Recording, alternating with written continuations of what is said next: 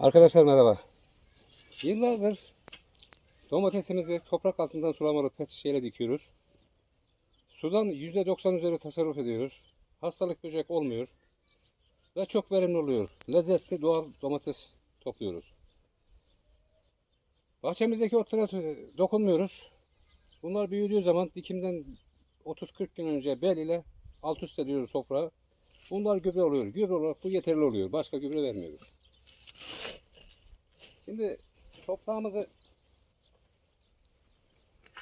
kaldıralım bir. Şişe girecek şekilde. Bu sene kenarlarında bu şekilde çevirdim ki yağmur sularından toprak suyunu iyice alsın. Susuz'a yakın bir domates yetiştirelim.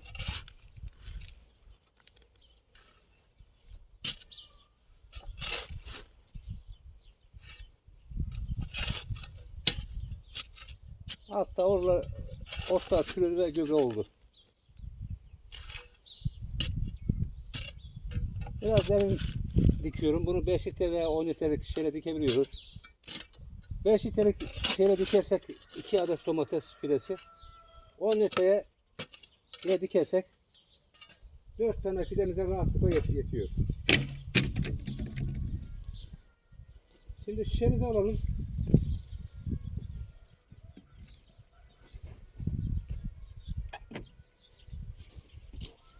Şişeyi aldık. Şimdi üstten 1, 2, 3. boğumdan bir delik geliyoruz. Matkapla veya beşlik çiviyle. Bu hava alması için. Şişemizi. Biraz genişletelim. Biraz geniş olması gerekiyor. Şimdi alttan 3. boğumdan 1, 2, 3. Şişe çevresine 4 tane delik vereceğiz.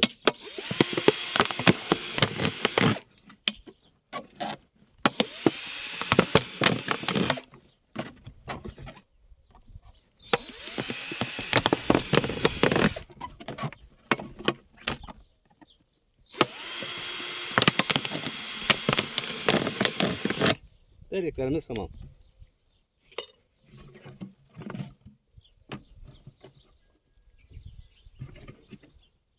Şimdi bu deldiğimiz delikler toprağın 15 santim altında kalacak.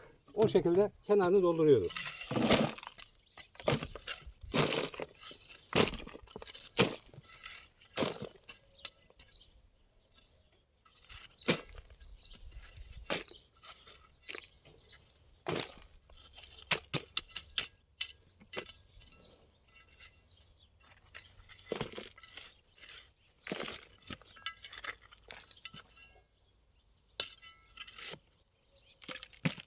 Tabii taşları almakta fayda var.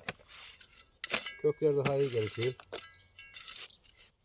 Ancak çok büyük olmadığı zaman almaya gerek yok.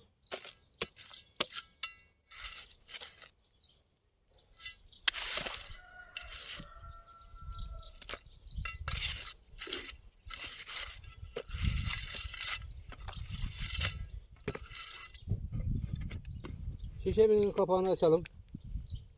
Şimdi domateslerde çoğunlukla ilk veren domateslerde dipte çürüme olur. Domates çürür, bozulur. Bunun sebebi şu. Toprakta kalsiyum gübresi var ancak bitkinin alacağı formda değil. Evdeki yumurtalarımız, bunlar kendi yumurtalarımız. Bunların kabuklarını atmıyoruz. Şöyle ayağımızla bunu bastıracağız. Bir poşete koyduk. İyice bastıralım, ezilsin. Ne kadar ezilirse o kadar iyi oluyor. Bu bitkimize kalsiyum gübresi verecek. Bunda değişik mineraller de var. Çok faydalı.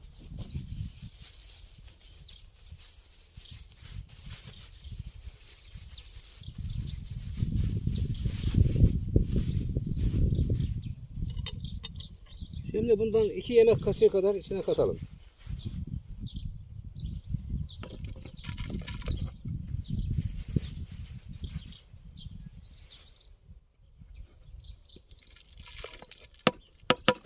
Şu an için bu yeterli. Şimdi toprağımızdan da biraz alıp içine katalım. Bu topraktaki canlılar da bunları bitkinin alacağı forma getirecek. Hem alttaki delikleri kapatırız biraz. Su akışı yavaşlar.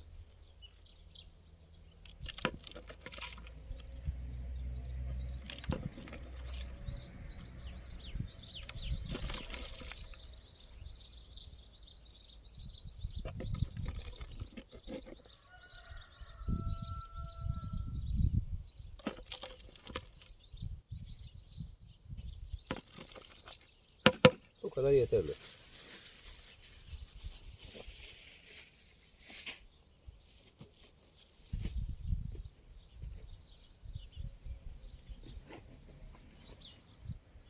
Şimdi buna biraz elma sirkesi katacağız.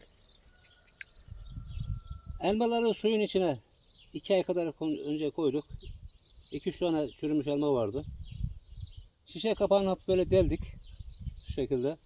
Hava alması için. Ve bu sirke haline geldi. Biraz sirke ilave edelim.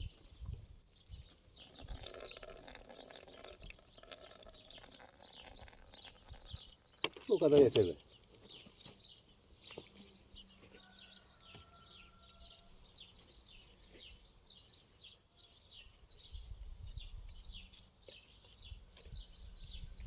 Şimdi bunlar kendi domateslerimiz.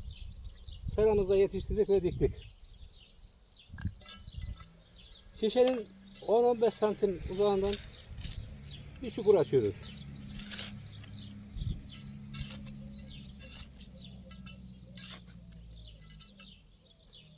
Domatesimizi buraya dikeceğiz. Şimdi bu uzamış, bunu yan olarak yatıracağız. Daha iyi köklenir çünkü.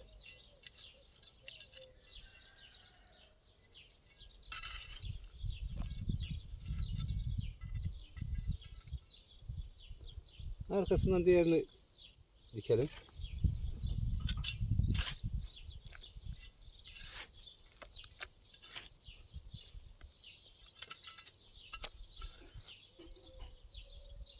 Yine hafif yan yatıralım da gömelim toprağı.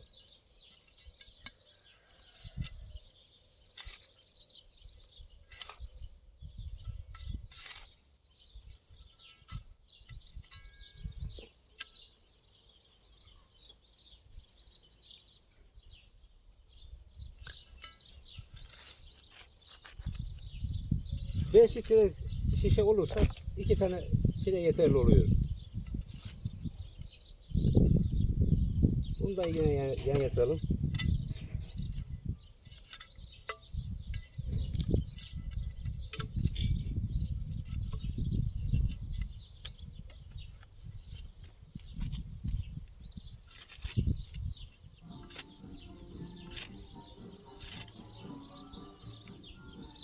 Ve son fidemizle dikiyoruz.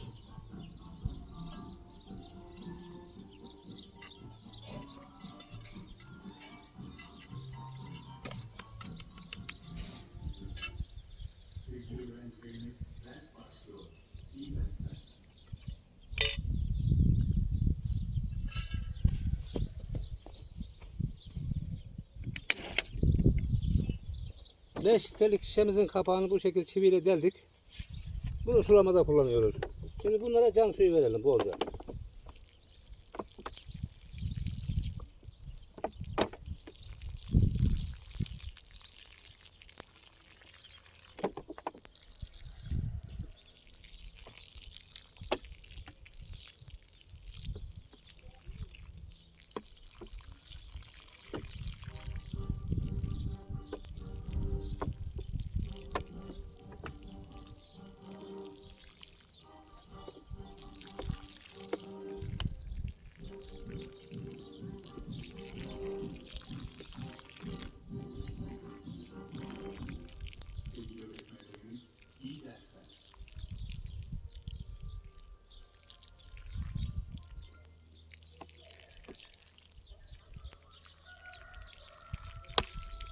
Bu kadar yeterli.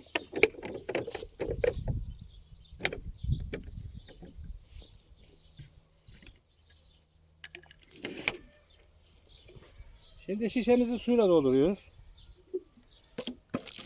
Biraz şöyle kenarlarından alsın. Evet.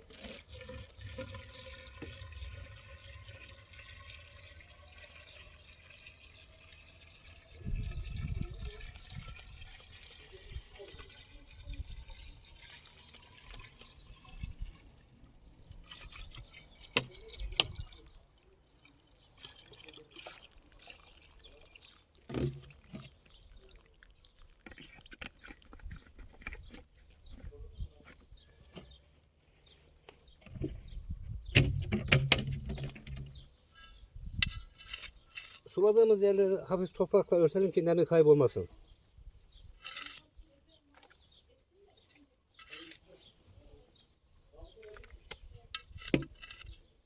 Öyle kapatıyoruz hafif. Bastırmaya gerek yok. Bu su bunların dibini bastırır.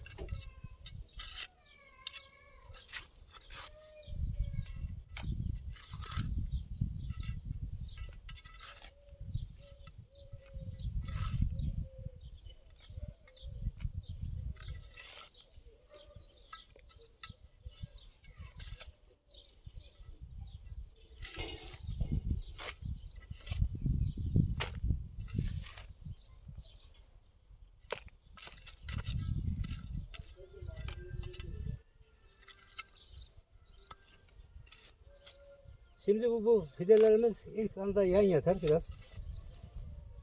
Akşam serininden sonra düzelir. Yarın falan düzelir. Ve gelişmeye başlar.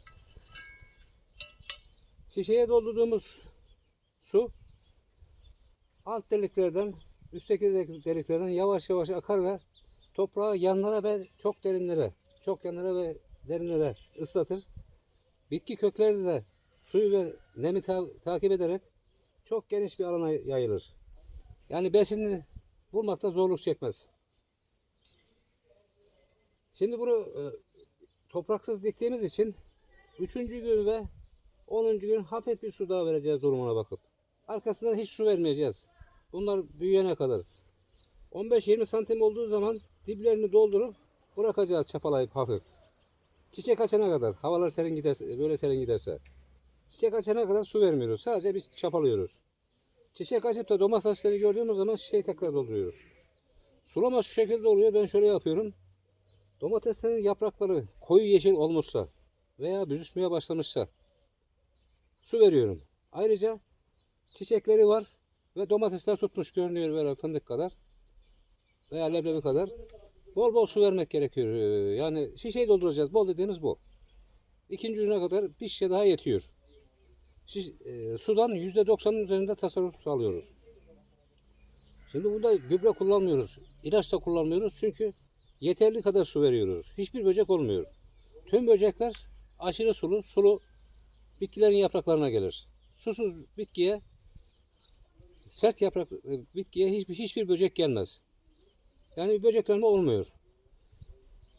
Ara sıra da yumurta kabuklarımız olduğu zaman yine böyle takviye ediyoruz. 1-2 kaşık ayda bir, 40-45 günde bir fark etmez olduğu kadar. Domateste çürüme olmuyor. Yoksa diplerinden çürüme yapıyor. %25-30 zayiat oluyor. Bunda ilaç kullanmıyoruz. İlaç kullandığımız için tozlayıcı böcekler rahatlıkla geliyor. İlaç kullanırsak faydalı böcekler de ölüyor zararlı böceklerin yanında ve tozlanma olmuyor. Tozlanma problemi olmuyor ilaç vermezsek. Domatesleri kesinlikle budamıyorum. Budadığınız zaman bitki budadığınız yerdeki yaraları kapatmaya çalışıyor. 10-15 gün kaybediyoruz. Ve strese giriyor. Ancak budamazsak bütün dalları çiçek doluyor. Diğer videolarımızda var, önceki videolarımızda. Aralık ayına kadar, don olana kadar bu bitkiler az veya çok sıcak havalarda domates verecek, domates alacağız. Bu ektiğimiz domates yani asıl domates bu. Tamamen gübresiz, ilaçsız, kendi halinde budanmadan veren domatesler. Bunlar büyüyecek, toprağı kapatacak. Ne kadar çok kapatırsa o kadar iyi çünkü toprak ısınmıyor. Toprak ısındığı zaman köklere zarar oluyor, kökler çalışmıyor. Şimdi bu koyduğumuz sirke ve toprak içindeki canlılar alttan toprağı canlandırıyor. Toprak canlanıyor. Bunlar çalışmaya başlıyor. Ve gübre oluyor. Gübreli toprak oluyor bu. Gördüğünüz gibi belle çok rahatlıkla eşiliyor. Önceden kesinlikle kazmayla biraz zor eşiliyordu burası.